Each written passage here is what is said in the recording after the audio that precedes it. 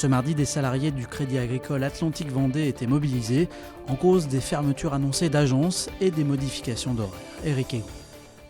Ils étaient 600, soit à peu près un tiers des salariés du Crédit Agricole Atlantique Vendée, à avoir répondu présent à l'appel des syndicats. Ils dénoncent le projet de réorganisation engagé par la direction qui prévoit la fermeture de 29 agences, ainsi que le passage en mode alterné, c'est-à-dire ouvert un jour sur deux, de 36 autres. Supprimer 15% du maillage du territoire en matière de fermeture d'agences, quand il s'agit de basculer 20% des agences en fonctionnement alterné un jour sur deux, ça, par rapport à notre clientèle, par rapport à notre présence territoriale, c'est trop radical, c'est trop. Autre mesure dénoncée par les salariés, le passage à des horaires plus tardifs, avec une fin de journée passant de 18h20 à 19h. Le fait d'aller vers du 19h, c'est pour nous transformer en call center le soir. Entre 18 et 19h, c'est pas pour recevoir des clients.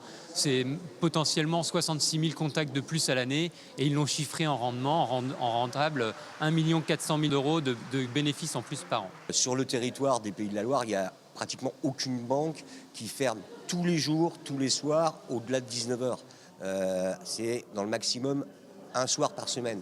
En région parisienne, Crédit Agricole Île-de-France ferme à 17h30. On peut faire le constat quand même qu'au Crédit Agricole Atlantique Vendée, depuis quelques années, il y a une forte dégradation du climat social au niveau de l'entreprise. Il y a des collaborateurs qui sont en situation de burn-out, des collaborateurs qui sont très fatigués. D'après la CFDT, en 2016, entre 10 et 15% des salariés du Crédit Agricole auraient vécu une situation de burn-out.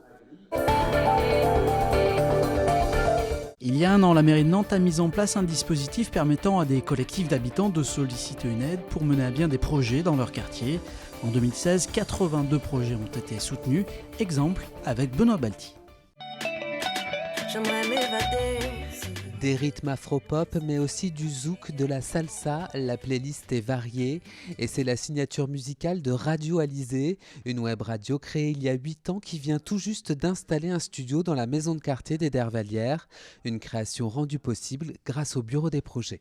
Donc le bureau des projets a aidé Radio Alizé pour souvenir au deuxième studio qui est ici même au Dervalières, maison de quartier. Donc la subvention, ça permet de mettre en place les logiciels, les ordinateurs et puis un tour mis en place et puis des micros, des casques et tout. Et Radio Alizé a bénéficié d'une subvention de 4 300 € grâce au bureau des projets. La web radio fait partie des 82 initiatives citoyennes soutenues par le dispositif en 2016. Concrètement, les collectifs d'habitants et les associations peuvent soumettre un projet auprès du bureau des projets de leur quartier et obtenir une aide au financement. Autre exemple de réalisation, l'embellissement du pôle associatif des Hauts-Pavés avec la réalisation d'une fresque et l'installation de jardinières pédagogiques. Je pense que ça favorise les initiatives des habitants. C'est-à-dire que sans ce bureau des projets, on n'aurait pas osé faire ça. Donc là, le fait d'avoir cette possibilité de s'exprimer, d'avoir des idées, et puis de les voir aboutir, eh bien, je trouve que c'est formidable pour en plus avoir des rencontres avec les habitants, participer au dialogue citoyen. En 2016, la municipalité a consacré une enveloppe globale de 200 000 € pour les 11 bureaux des projets. 10 jours après celui de Johanna Rolland, c'est au tour de l'opposition municipale de faire son bilan à mi-mandat. Jean Annex. La douceur de la vie nantaise serait-elle en train de péricliter ? L'opposition estime en tout cas que comparée aux années 2000, Nantes n'est plus la même aujourd'hui. Bien sûr, notre ville reste agréable, mais elle a beaucoup souffert des images de guérilla urbaine qui ont circulé en boucle sur les chaînes d'information dans le cadre de la loi travail et des 22 manifestations que nous avons connues au printemps 2016. Échauffourée à répétition au printemps dernier, mais également moment de tension à Malakoff ou encore au Breil ces derniers mois. Laurence Garnier critique le bilan sécuritaire de la majorité depuis 3 ans.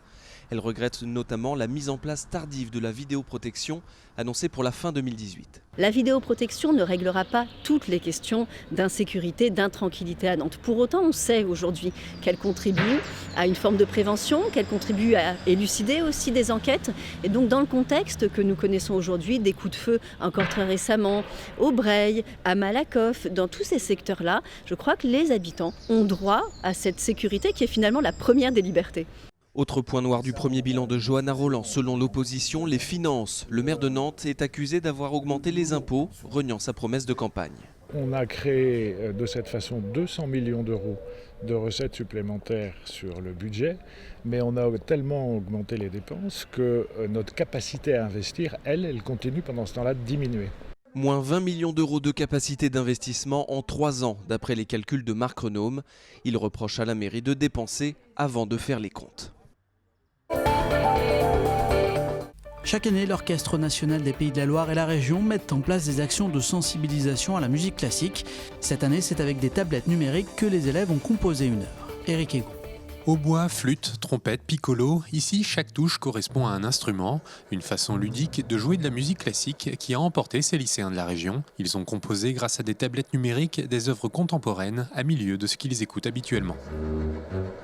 J'irais mystérieux, avec le sentiment stress, nouveauté.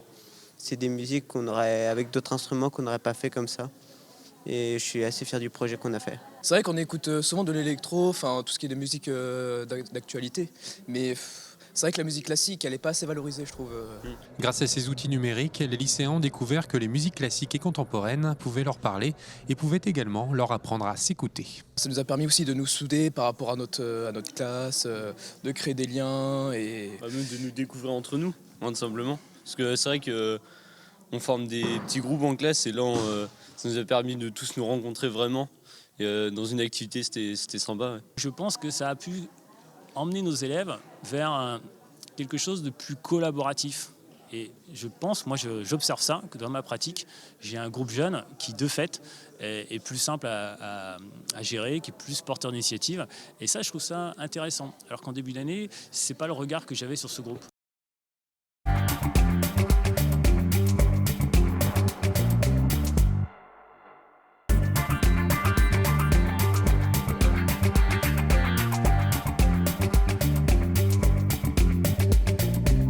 De plus en plus, les organismes publics font appel aux entreprises de sécurité pour rassurer les populations, mieux les protéger, mettre en place des moyens mécaniques pour limiter des risques. Voilà, une collaboration se développe de façon sensible entre les pouvoirs publics et puis les entreprises de sécurité pour trouver les moyens de sécuriser les populations.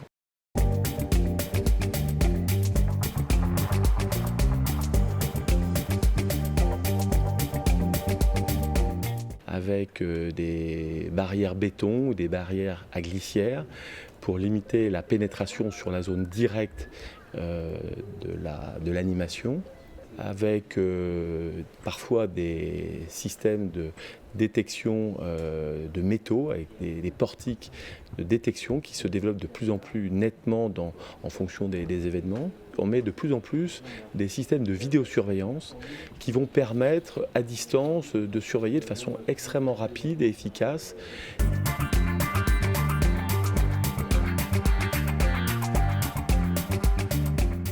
Je dirais l'ensemble de la profession est prête pour répondre aux besoins particuliers ou collectifs de grandes manifestations ponctuelles ou publiques en matière de sécurité. On n'a pas enregistré d'accroissement marqué de nombre d'entreprises de sécurité puisque les normes qui nous sont imposées limitent justement ce développement spontané de gens qui pourraient saisir l'opportunité de développer ce type d'activité.